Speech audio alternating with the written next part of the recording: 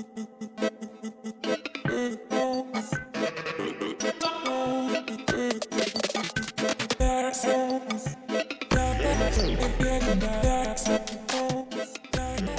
movie nerds, and welcome back to Cinematic Sarcastic, a podcast that talks all things movies and television.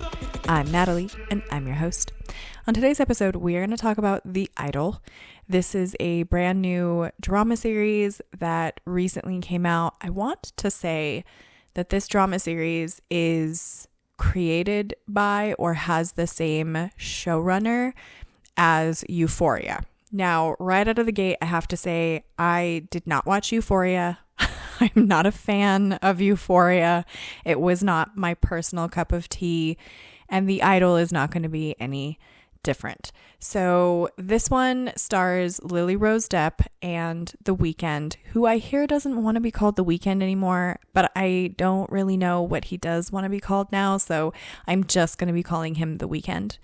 I do believe that I read somewhere, saw somewhere that The Weeknd either co-produced or is like a co-showrunner for The Idol, which is slightly disturbing to me, but we'll get into it. So The Idol is a drama series about a singer, like a pop idol, I want to say. So it would be kind of akin to like a Christina Aguilera or a Britney Spears, somewhere along those lines, Beyonce, whatever. And that person, Jocelyn, is played by Lily Rose Depp. I can understand Lily Rose Depp wanting to do something that like separates her from her dad, for instance, who she is the daughter of Johnny Depp. Or perhaps The Idol was like her way of being able to say like, I'm not a child. I want to do like adult stuff, you know, like more adult roles, things of that nature. I don't think that The Idol was the best choice for her personally. This television series is gross. I find it gross. I find it disturbing. I find it inappropriate. I don't quite understand why it's meant to be about a pop star, like a singer. To me personally, whoever the guy is who did Euphoria, I don't know what his name is, the showrunner that did Euphoria and the showrunner that did this one. Honestly, the entire way through The Idol, the only thing, and I've only watched the first episode of this one, but the only thing that I could think of throughout the entire thing was like, if you just want to do adult films, just say that, you know, like just do that. Like it just strikes me as like he wants to be in the adult film industry and maybe doesn't either have the guts to do it or wants more prestige or thinks that this stuff is like edgy and avant-garde. It's not. It's just gross. To me, watching The Idol, it makes me really think that there is something the matter with him, you know? Like it makes me think that there is something wrong happening in his brain, that these are the things that he is coming up with. And I found it a little bit disturbing knowing that The Weeknd was kind of attached to it and the character that he plays, that I want to say that there is a moment in this show where another one of the characters calls The Weeknd's character a little bit R-wordy. And it's a little concerning to me if you would be a part of making a television series and that the role that you're interested in playing is someone that characters refer to in that way. Like it's a little bit dodgy. It's a little bit dodgy.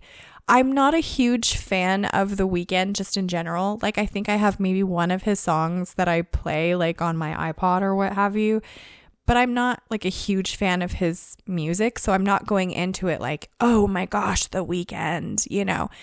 It just, it felt gross. His character felt gross. I don't know the point of this television show either.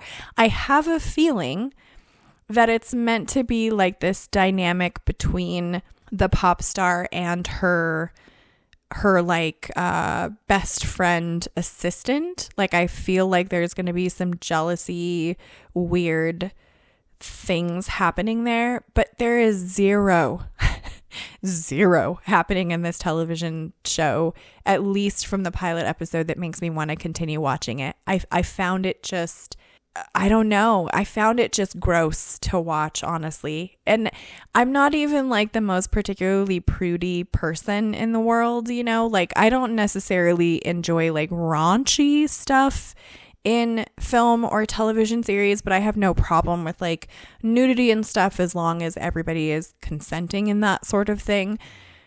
But to me, it's like, I think that 15-year-old boys would super duper love this television series because Lily Rose Depp is basically just naked through most of it.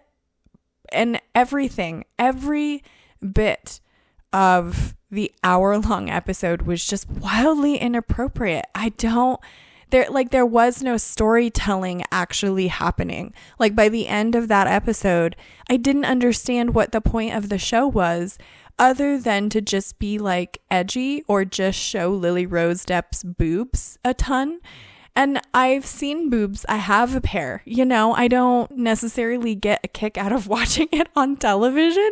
Like I don't tune in for that sort of, you know, like I want there to also be some substance, something happening. Nothing is happening in The Idol that I am at all interested in continuing to watch. So for me, this one is a total loss. It does not surprise me that the reviews are standing right now. I want to say like the Google reviews are at a 2.2 out of 5. This does not shock me in any way, shape, or form.